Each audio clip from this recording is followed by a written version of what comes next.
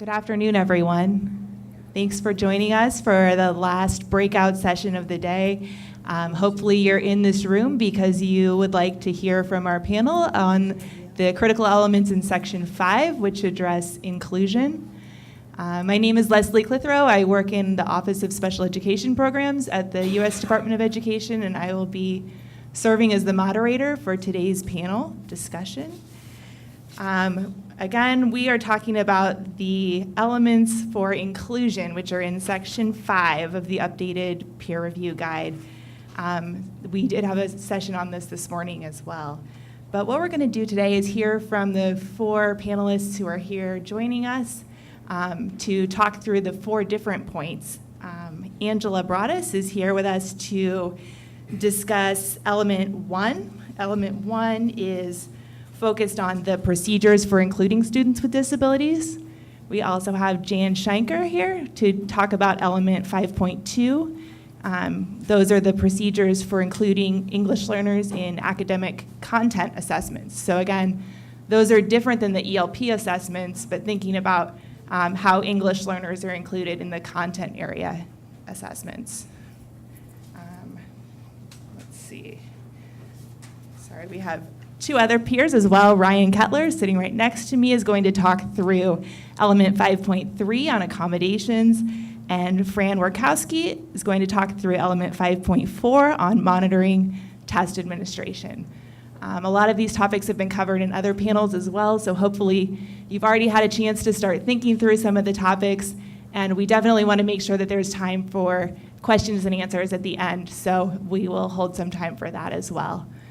But want to go ahead and get started and just make as much time as possible to hear from our experts today. So we were hoping to start today's conversation by thinking about what states have been doing really well across these four critical elements. So we will just go ahead and get started with critical element 1. Turn it over to Angela. Hi. Can you hear me? I can't hear myself. So if you've gone to any of the sessions on monitoring, many of the questions asked during the session I attended on monitoring ended up being answered with some sort of response that referred the reader back to the documentation that we're going to be talking about in 5.1, 5.2. So these are the guidelines that set up the procedures and the monitoring activities later in critical element 5. So states have done some things quite well. Good submissions should begin with how the state has provided guidance for the inclusion of all students. Any documents provided that are policy documents should be up to date and should be accompanied with documentation of training of personnel who carry out that guidance. And the fact that appropriate accommodations have been delivered should also be described with examples. So that will bleed into monitoring, but it's hard to avoid. So features of strong submissions include policy documentation describing different assessments and accommodations. Strong submissions have also provided documentation that is written to parents and teachers to assist them in understanding the different assessments and accommodations, which students they're appropriate for, and any different outcomes of being assigned a particular assessment or accommodation, such as different diploma types. Of particular importance is documentation of any consequences related to students assigned different assessments. So, and that's particularly important. It will be covered as a new topic as well because of the new requirement to provide equal benefits. But be mindful that there may exist different outcomes between assessments aligned to general academic achievement standards and the alternate academic achievement standards. Strong submissions have also included documentation to inform parents and assist local educators in making decisions regarding assigning appropriate assessments to students who have IEPs or 504 plans. Sometimes these appear in the form of flowcharts or decision trees, and that is convincing to a reader because it's easy to follow for a teacher. So the documentation that helps the readers understand your program oftentimes also read easily to teachers who have to carry out the policies. So that's, you can get a lot of bang for your buck in making sure that your policies read clearly to all users. Since this critical element typically is addressed with different manuals, it is particularly important to check the relevance of the entire set of manuals or combine them in some logical fashion. Sometimes manuals have been out of date or they contain sections that refer to outdated policies and procedures, and that can be difficult to follow as an external reviewer. But those are some of the things that have been done well. I guess what I'd like to start by saying that in 5.2, which is the inclusion of ELs in the academic content assessments, is nothing new. So if this is news to you, I'm worried. As Angela has said, the documentation is really key. In terms of linguistic accommodations, it needs to be evident in every one of your documents, the test administration manual, the accommodation manual, the participation guidelines, what these are, what is offered, what the options are, how in participation guidelines you need to be very clear about how those decisions are to be made, and that needs to be step by step. Let me just say that it's disheartening to find that all these years later of effort, we do not see the integration across EL, special education, and assessment that we really need to see in order for these programs to coalesce. But we have seen some very good examples, so I wouldn't want to say that that never happens. So that what I'm saying to you is that while you need to differentiate the accommodations that are specific to ELs from the accommodations that are specific to students with disabilities who take the general assessment and the alternate assessment, these need not be three different documents, particularly the participation guidelines. And I think the lack of an integration of the participation guidelines has resulted in a lot of special education teachers, when you say, what about your ELs with disabilities, saying, huh? Who are you talking about? Because they're not making that connection. And one of the things that we have seen when we sit down and are beginning to start to work through alternate ELP assessment development is the fact that some of these people have never talked to each other. So that's a bit of a problem. And a place to start and a place that gives us a strong piece of evidence is in that integrated accommodation manual. In terms of the linguistic accommodations, some of the things that we've seen that are really good evidence are training materials that really are very specific and rigorous about how people delivering linguistic accommodations will do that work. And we don't always see that, but that's really important because we can get really sloppy with the linguistic accommodations, particularly when they really put the pressure on us because we're in a state that has 40 different languages to deal with. So that's a problem, but you really need to have a systematic way of training that everyone knows what the expectation in terms of delivering linguistic accommodations are, how those will be delivered, and who's going to do it. The TAM, the Test Administration Manual, also needs to direct people to the right documents and summarize what they're going to find there. So that's really important. IEP guidelines that address what kinds of interventions that ELs with disabilities are going to get need to be very specific. And even those students who are not, those EL students who are not do not have disabilities, There should be documentation of how decisions are made, what decisions are made about what linguistic accommodations they will receive. So those are some of the good things we've seen. So for 5.3 accommodations, with regard to what works well, for starters, I want to reiterate what Jan was saying, that having a centrally located comprehensive accommodations manual so that the information is not spread across a number of different documents is critical, and folding in accessibility features of the test and including it in one place is extremely helpful, I think, both to peer reviewers and ultimately to your users. Also, it's great when states provide guidance on the selection of specific accommodations for specific impairments in access skills on specific tests. And to illustrate that a little bit, I view, and I think that contemporary view of accommodations decisions are that they're based on an interaction between test taker characteristics and test characteristics. A classic example is thinking about using eyeglasses on a test of reading or mathematics. Well, if an individual has an impairment in terms of vision, eyeglasses are appropriate and necessary to access a reading or mathematics test. They're not appropriate nor necessary to access a test of visual acuity.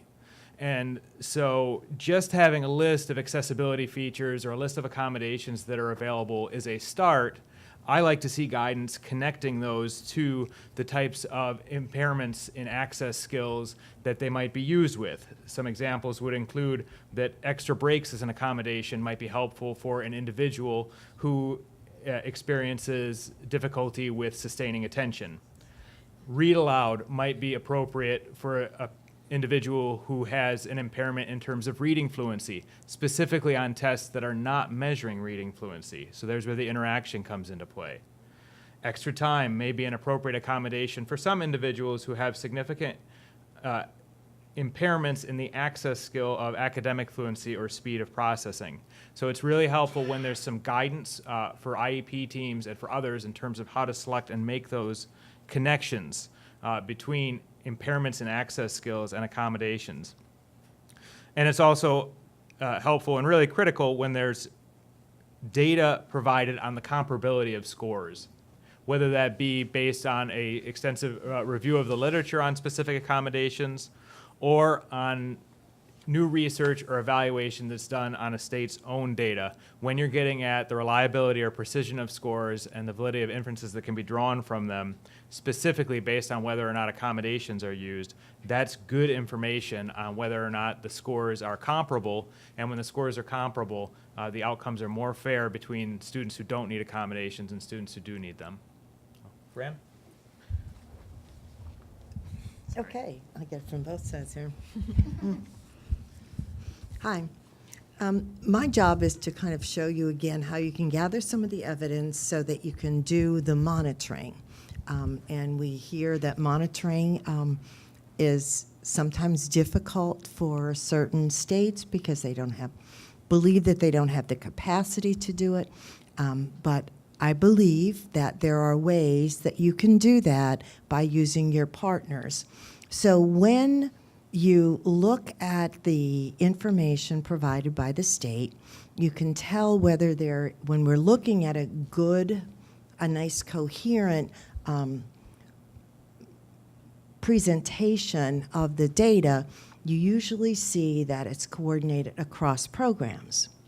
And that means across the assessment program, the special ed, and now is a great opportunity to make sure that your ELP program is all staffing, all of your guidelines, your policies, procedures that we just heard about need to be all integrated across that so that when you do go out and monitor, you're using staffing from all of the programs to be able to do it. You don't have to do everything on site. There are many ways that you can look at your data to make a determination on how you're going to review some of this because you want it to go back into your program improvement. You want to see where there's issues that are going on within the state that you need to address to be able to help improve the program, or because of security. I'm kind of getting into the other issue is what we normally will see a lot is that there will be monitoring done around the test administration, basically around the security of the general assessment. And what we don't see a lot is everything to do with the accommodations, the linguistic accommodations, the policies and procedures, whether it's on the IEP or not. Is it administered with fidelity? All of those 6 points that are under 5.4 are issues that have to be addressed within your peer review process. So I would encourage you to look at those 6 points, because that's what we're going to be looking for to see if you've addressed it all. And the easier way to address it is to coordinate it among your state agency personnel and or your local personnel. And that your training, your materials for training, your process and procedures are documenting that the monitors have gone through some training, and that you're all looking at the same thing when you're out on site. So you're providing evidence back that there was a training, who attended it, and then the protocols that you use are followed by all of the monitors. You end up summarizing the results, and the results then summarized are then what's the next step? What are you going to do as a result of the monitoring? Do you need to review your training on accommodations to make sure that they're being implemented as you thought? You were very clear in a lot of your guidance. That usually is an issue that you do need to review and look forward so that you can provide more ongoing technical assistance to your test administrators around that particular issue. Okay. All right, thank you. As I've been thinking about kind of reflecting on the panels that I've heard over the past few days, one of the things that I heard on the very first day was this idea that as states are submitting all of the various pieces of evidence as part of their submission, it's sometimes really helpful for states to just provide a very brief explanation as to why they've chosen that particular piece of evidence to submit to the department. So just kind of wanted to offer that as something to think about as we move into our next question too. So secondly, we wanted to spend some time thinking about in instances where states have kind of missed the mark on a particular critical element, what is it in particular that they might have missed, and what kind of solutions do we have to offer to states to improve in those areas as they move forward? So we'll start again with Angela. All right. The first thing that falls into 5.1 and may apply to other critical elements also is to be sure that any policy documentation that's provided is clearly marked, dated, and signed. Sometimes those are PDFs with really tiny font, and it's really nice if the section we need to read is highlighted or circled in red or something, but those policy documents that point the LEAs to directives are easier to find if you help us. The next set of recommendations, of course, are kind of an amalgam from different reviews and reviewers' notes. But state guidance documents should describe the expectations for how schools should do a whole bunch of things, and that's what's going to be in this little list. First, who are the students? Identify the students who may require alternate assessments for specific accommodations. So I think Jan and Ryan both mentioned that the procedures for identifying who gets what for what need to be clearly described by the state. Next, describe for procedures for determining which assessments students will take, or that's kind of all the same. Communicate policies and opportunities to parents and stakeholders. So in addition to having the guidance as a directive, the policies and procedures need to be described in some way to parents and teachers so that parents particularly understand why the decisions being made about their students are recommended. The state should explain how assessments aligned to the alternate achievement standards are related to the grade level content standards. This is probably also included in the alignment evidence. But here, it's also appropriate to help parents understand those connections.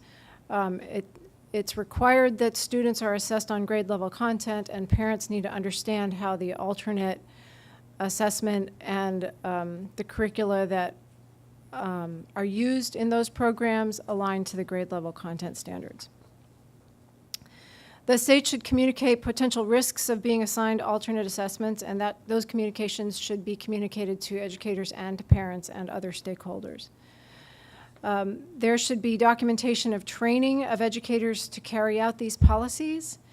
And importantly, there should be clear procedures used to monitor students' assessment assignments, not only test administration procedures, but the procedures used to assign students to particular assessments, including how monitoring activities will be integrated with accommodations and test administration. So all of I think Ryan and Fran hit on those things too, and Jan mentioned them also for EL, so we're going to dovetail quite a bit here, I think. In terms of your submission, providing manuals, forms, and records to substantiate how LEAs apply the guidance and that they have done so is really important to show that kind of overall description of how the state lays out their expectations and then checks that those expectations have been followed.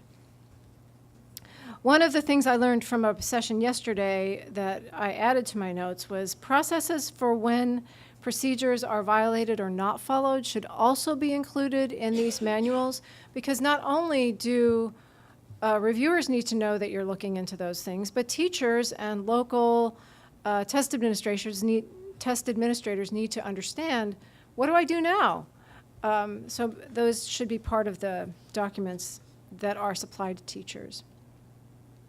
So having manuals that are comprehensive in nature with all of the appendices and forms and due dates and timelines not only help us as reviewers, but they really help your teachers understand how to carry out the expected guidelines or the expectations. Lastly, I think you've probably heard this in other sessions, but it's safe to say that if we would appreciate you sending the reviewers to particular pages in each PDF file. It's very useful to name the evidence, give the title or heading within the evidence, as well as a page number and summary of the particular evidence and how it helps you satisfy the particular critical element or bullet. But all of those things will be very helpful to us. So, going back to the question at hand, which are what are the things that we see that really leave some gaps and need improvement? I'm going to kind of concentrate on that list of what's the thing that's sometimes missing. And one of the things that's missing is coherence and consistency in language and expectations and strategies for the provision of accessibility and accommodations in the participation guidelines, the TAM, the training. And there will be, some of it will be there. For ELs, this is where we most often see a piece missing. And I think the new guidance and the incorporation of the expectations for ELs and the inclusion of EL assessments and EL supports to ELs who are taking other the content assessments can help us revisit the fact that those students often have been left out of some of these manuals. Making assumptions about what linguistic accommodations, that just because a student's home language is a certain language, you really need to know more, have procedures for people to examine what is their proficiency in that language, how much is it going to help to give them a linguistic accommodation, and what kind of linguistic accommodation is actually going to make a difference for that child. Participation guidelines often don't include the procedures to identify a student as EL on a content test. And so a lot of times a student is participating as an EL and is not, that's not being recognized. So some support or accommodation to which they are entitled, they don't get because it hasn't been considered, because people haven't. That's because ELs are down the hall. You know what I mean? So we need to be sure they're in the room and that we know who they are, and we've made clear what those expectations for them are. I want to reinforce something that Ryan said, because we see this missing all over the place, and I think in particular in the area of EL, and that is evidence of validity and reliability of the accessibility tools and accommodations. I have always wanted to see evidence that the state is studying their own accommodations, and not simply taking the studies, which you can use, and that certainly is a legitimate part of the evidence you should be providing, the research that's been done on the accommodations, but that's not on your kids, on your assessment, on your test. So let me just, your accommodations, I mean. So let's just think about that, though. Most states don't want to do that. So we will hope that you will encourage your consortia to do that. Also, learn where the research about ELs lives. CREST is one of the places where you can find a lot of that research. There are several centers that do research in this area, and you should be looking for that to support your argument for the approach you're taking in how they participate, what linguistic accommodations they receive, what if they are an EL with disabilities, what accommodations they receive, and if they are ELs with significant cognitive disabilities, and so on. So that's really important. So I think what one of the things that I wanted to direct you to is the second column on the page that has, what is that page number? 63. On page 63 for 5.2? 62. 62, excuse me. In the right-hand column, there are examples of evidence. If any of those are missing, you need to revisit your evidence submission. Those are really good examples of what needs to be there. And this is where we see gaps sometimes where someone's missed something. In a lot of the other areas, the list includes things that you may or may not use, so there's a lot of different options. But in this list in particular, I think there's nothing that you could overlook in this list and legitimately provide a submission that is comprehensive and effective.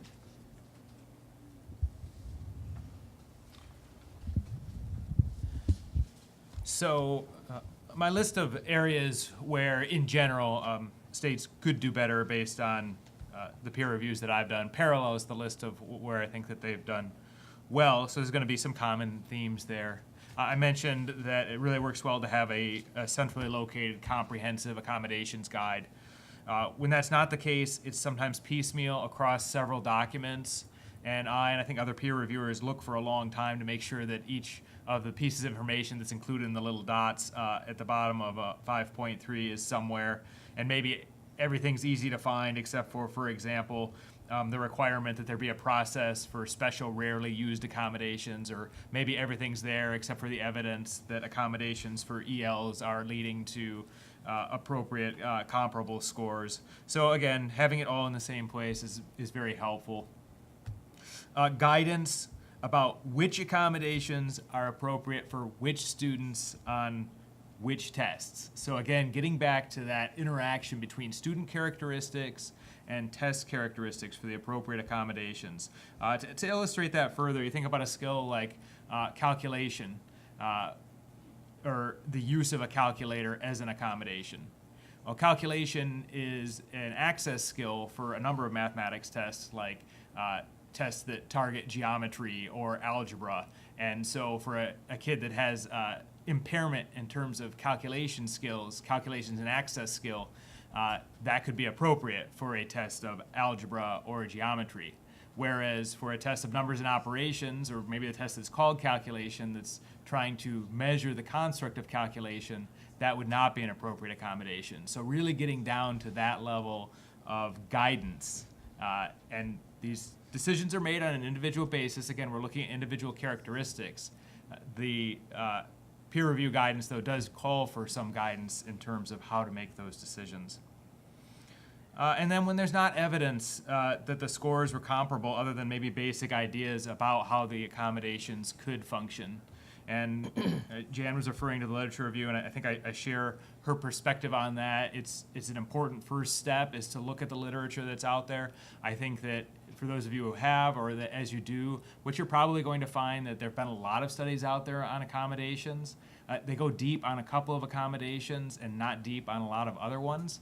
And also, most of the studies are on fairly specified samples of participants. And so the idea that you're going to be able to cover all of the accommodations you might want to use with all of the students that you may want to use through the literature that's out there, I think that you're going to find a lot of great stuff. I think you're not going to find enough to make like a really good argument.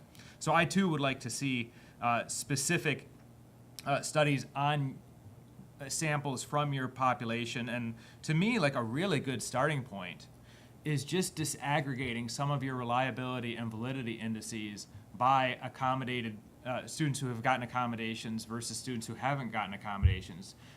We do that for other groups by ethnicity, we do it by gender. All it would take to do it is to track, and I'm talking about a very global first step, which students have received accommodations on the test, and show me your reliability indices and how the correlations are between your different subscales and between math and reading, just like we look for with the entire general population. And if those indices are close, that's a pretty good first step from my standpoint of saying these tests with these students who have these accommodations are working comparably to how they work in the general population for students who don't need the accommodations.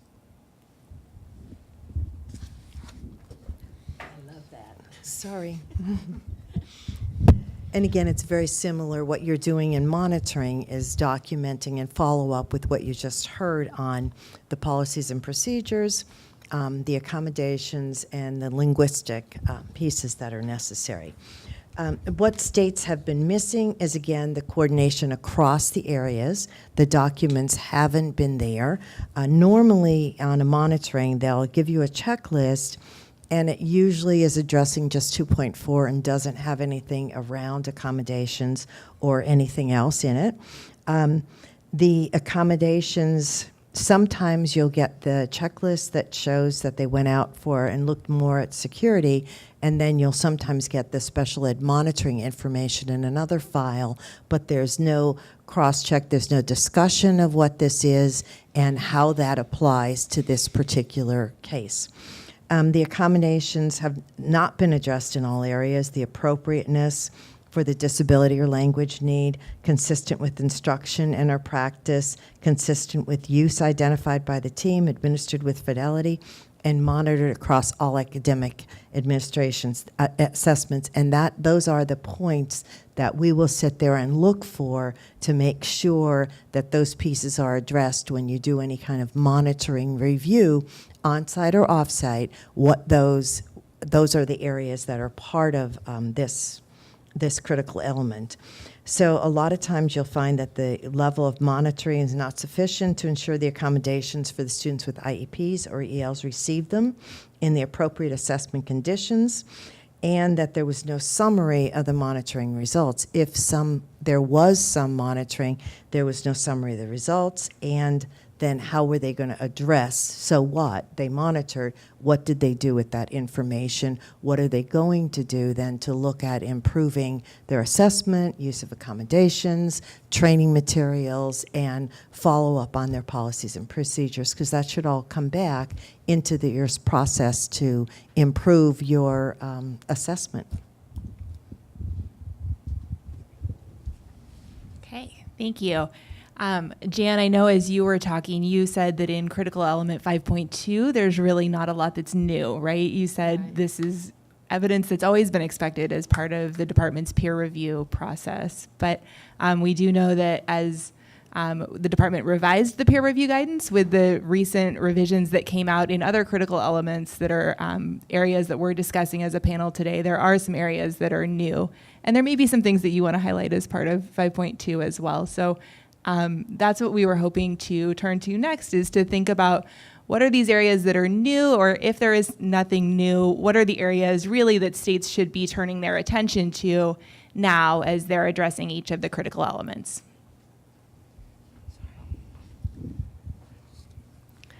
So there are just two things that I have in my notes regarding 5.1. The first of which is to pay attention to the new requirement that ELs need to be assessed in domains that are accessible to them, and then those domains substantiate their scores. And I think this will be a very complicated thing for teachers and educators in schools to understand. So it would be prudent to start the documentation from the state down to the LEAs as soon as possible. And there will need to be documentation for general ed ELs and ELs who would take an alternate ELP assessment, and the ELs who take the content, alternate content assessments. So I think it will just be, that will require a lot of explaining and understanding. And so I would recommend that states get ahead of that. And remember, if the documentation reads easily to a teacher, it should read easily to us.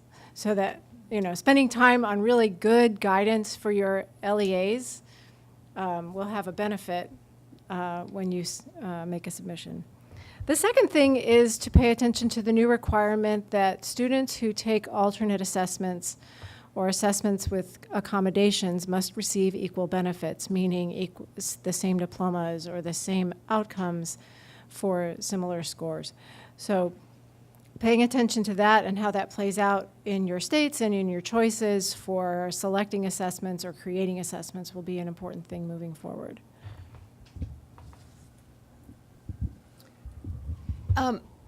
As I said, there's really nothing new in 5.2. We've always been expected to do that. What's new is that I think we are emphasizing the integration of the EL expectations into the other existing documents.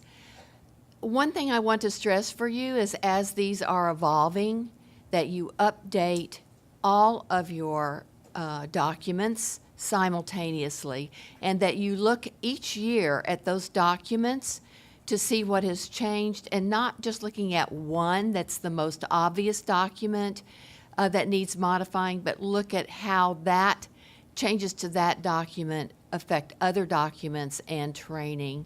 We see a lot of, I don't know what the word is, hangovers. We see a lot of hangovers from past work.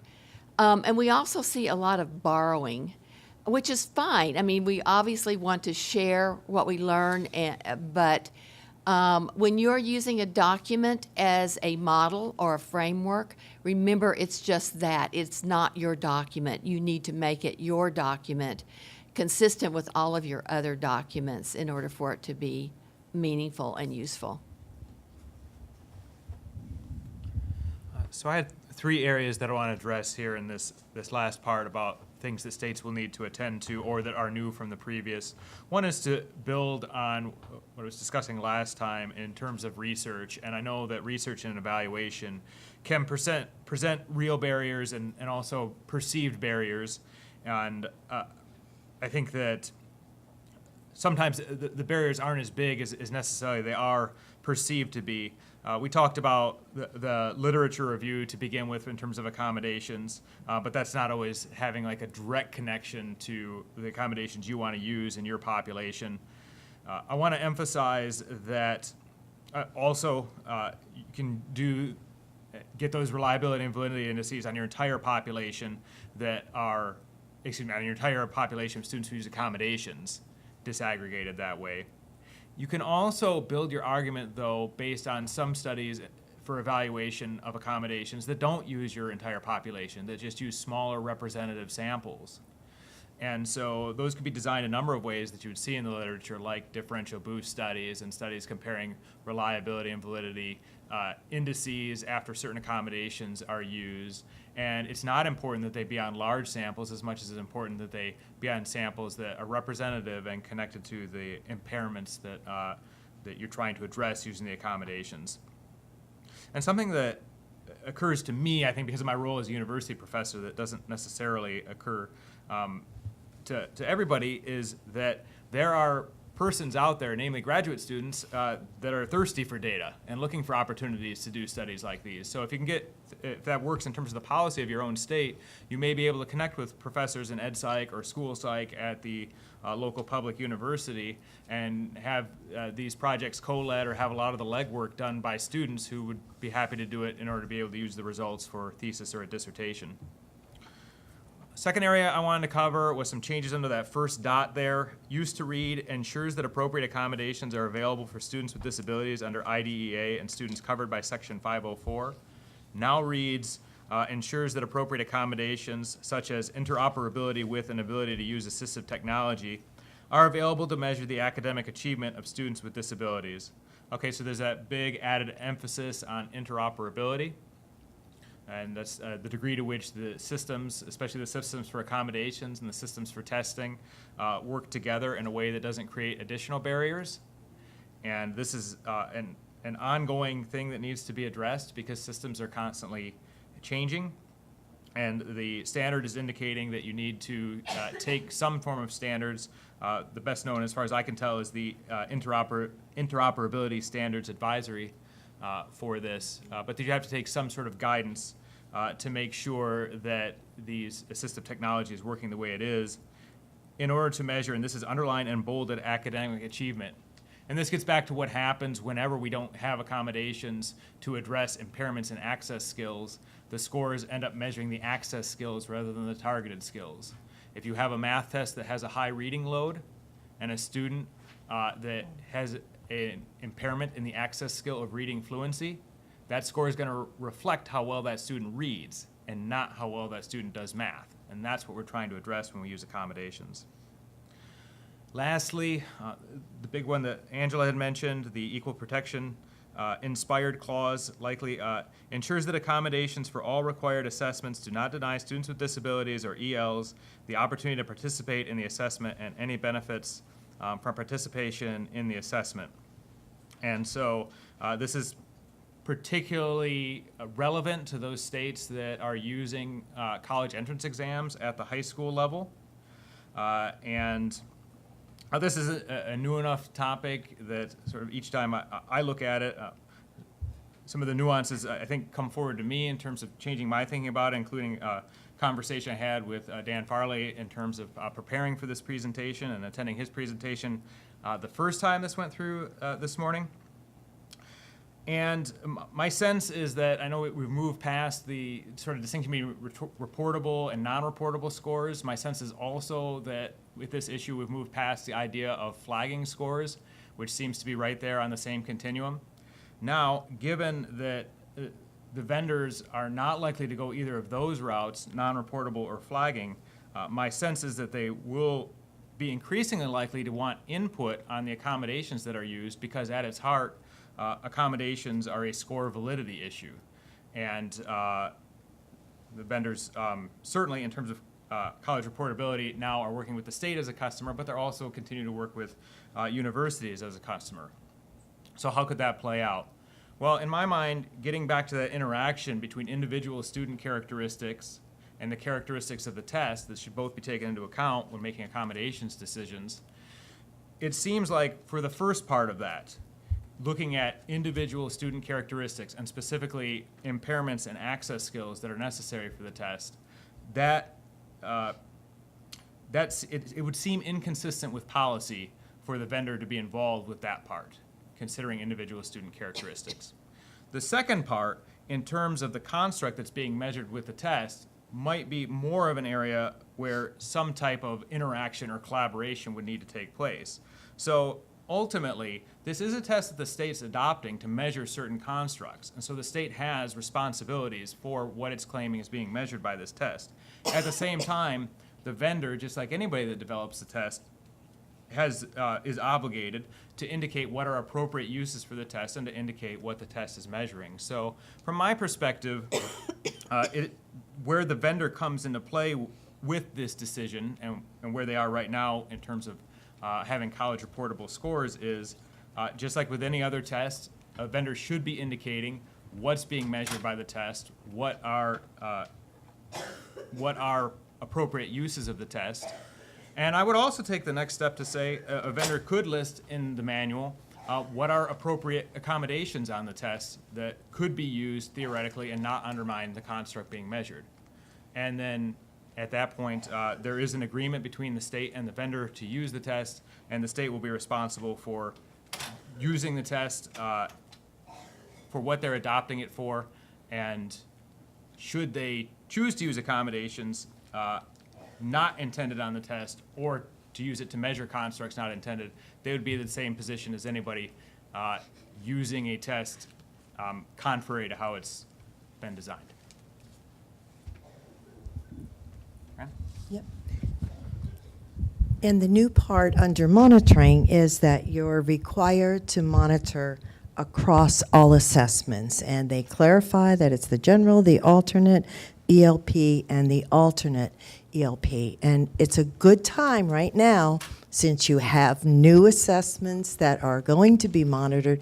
And this is one area that you do see a lot on peer review that the states have to come back with, because they're not addressing all the areas. You now have more assessments that you're going across for monitoring. So it's just a really great time to get everybody in your state agency together to look at who can do what, how can we handle this, and how can we look at the data that we already have. Many states have robust databases, not all of them, but you can look at the accommodations that are being used. You can decide what regional staff may be able to address certain things. Special ed normally has a regional staff because they have to do complaints in each one of the regions. They have to monitor. So you're able to look at how you can coordinate a lot of whatever the monitoring is, especially the on-site, and hope that you look at using technology for pieces of it. But special ed will be able to tell you if the accommodation was listed on the IEP, what it was, and then somebody can look to make sure that it's being available during test administration. But as part of the regular special ed monitoring, you're looking at what's on the IEP, what did the parents say about it? You're doing parent interviews, you're doing teacher interviews, so you have a lot of information already that you can use as part of that review, so you don't have to start from scratch, but you do have to expand. In most cases, you're going to have to expand for the new assessments, but what we've seen most of the times is it doesn't include comprehensive list that's listed under this section, the 6 points. You have to identify that the accommodation is available during the assessment, and that's the piece that you can do on site. You don't have to do all of them, but you at least have verification back at the office on what that is, so you have your checklist filled out a little bit before you go out. But use this time to look at how your locals can do some of it, how you can do it, and then coordinate across the program areas, because it's a manpower issue when you get back to the states. We know it, and we're trying to give you some options, and every state is going to do it differently on what works for you as you're doing it. Thank you. All right. Thank you very much for all of these comments that we've been hearing. Now do want to open this up if there are questions from the audience on any of the 4 critical elements that are part of the inclusion section, section 5. If folks want to just come up to the mic that's up there in the middle of the room, I think it should be on.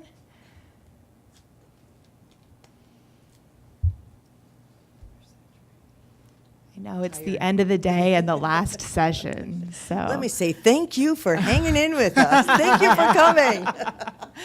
Don't let walking up to the microphone be a psychological barrier.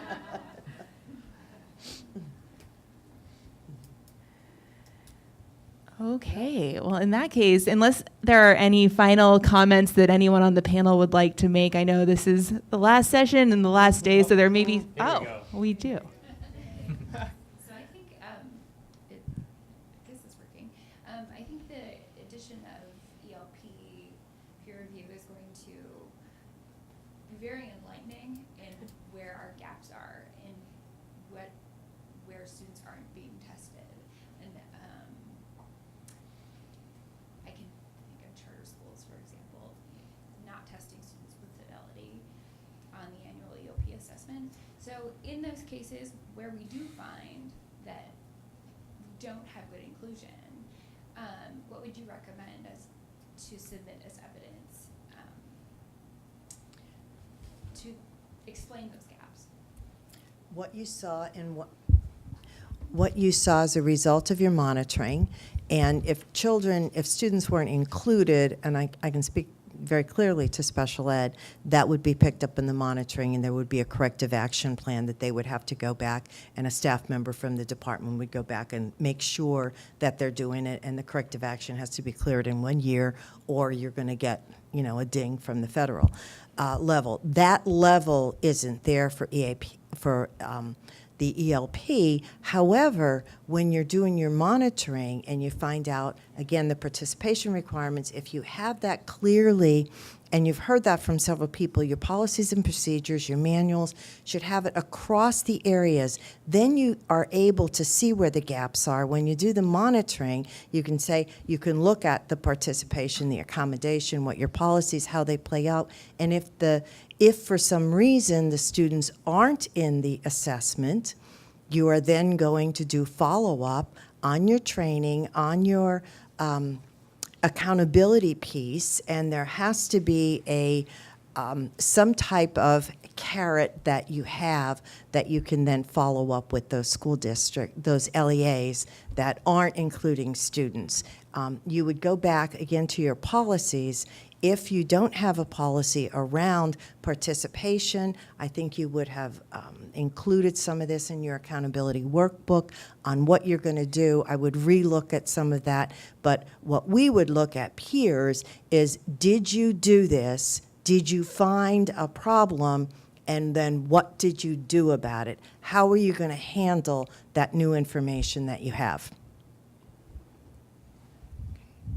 I do have one question, just as folks are thinking about if they have any other questions themselves. And that's just that as states are moving towards adopting more and more principles of universal design for learning, UDL, do we think that that has any implications in terms of the evidence that they might be submitting as part of the peer review process? I think we've seen that, haven't you?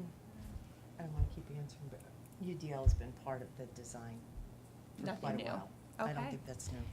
And I think one of the things that I love about where we're moving with accessibility tools is a lot of things that we used to call accommodations are now accessibility tools available to everyone.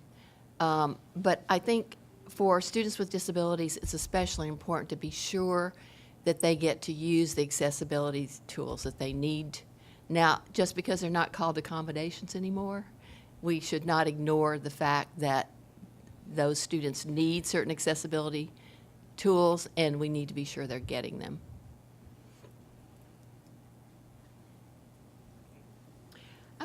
I want to comment on one other thing. I've seen in one state, and you may have mentioned this while I was out coughing a lung up, and that is that in one state that I have seen, what they did was they found a way to make their test platform, their IEPs that identify the accommodations, the assessment accommodations and accessibility tools that were turned on in the online assessment, and their LEP database talk to each other. So they really can tell you for every single child in their state whether that child got the accommodation that was in the IEP. I would love to see more of that. So I have heard a couple times in different sessions the same advice, and my experience from not being in a state now, but formerly being in a state, I had heard this before, that when you don't have a piece of evidence, be forthcoming. Tell us what it is. Tell us what you plan to do about it. And you just said it again, Fran. So what I would like to hear is, okay, so we'll be forthcoming. We'll put it all out there. We'll say what we plan to do with it. What criteria are in your mind for judging that? So say I don't have a piece of evidence. I don't know how my read aloud accommodation is really doing. I think there's a lot of variability, but I haven't got a study to show that. And I want to be forthcoming, so I say that. We've done a lot of other good things. This is a whole. What would you be looking for That in you that? that you've acknowledged it. That's something I don't know that I'm going to do, but I have a plan to address it, and here's how I'm going to address it. And that you put a couple steps into, I call it a plan, people could call it, something else, but this is what you're going to do as a result of it. You saw it, and then at the end you would submit a sheet of paper. Well, we're not talking about something that has to be 50 pages long, but what you found as a result, and then what you're going to change in your system. It has to be a so what to everything. You're looking at data. What difference does it make? We all gather and we bug teachers. So much data is out there and no one pays attention to it. And we're, the same thing's happening here. What are you going to do with that data? If you're going to look at it, then use it as a tool to improve your system. And that would be an absolute appropriate thing to do. Put dates on that plan and deliver when you say you're going to. Give an outside date for yourself and then make sure you get it done, but within the year. You have to do your next test administration before you can get the results. But the feds will follow up to make sure that you did that part of it. We're out of it.